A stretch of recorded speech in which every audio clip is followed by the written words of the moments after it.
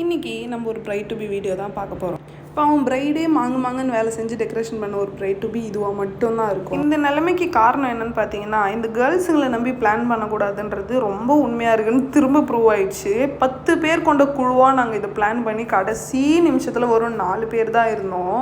சரி டெக்கரேஷன்லாம் முடிஞ்ச அப்புறம் புதுசாக வெளியே போய் சர்ப்ரைஸ் ஆன மாதிரி உள்ளவா அப்படி சொல்லி அனுப்பி பிரைடுக்கு ஒரே சிரிப்பு. அவங்களுக்கு நார்மலாக நின்று போஸ்ட் கூட கொடுக்க வரல.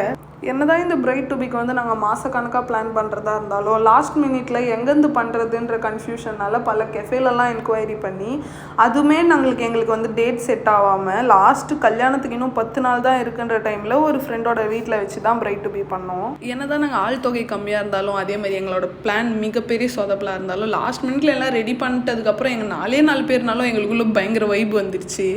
கல்யாணம் முடிஞ்சதுக்கப்புறம் எத்தனை நாள் கழிச்சு திரும்ப ஆஃபீஸ் வருவாங்கன்னு தெரியாது. அதனால ரொம்ப பாசமாடியே நாங்கள் கொட்டி தீர்த்துட்டோம்.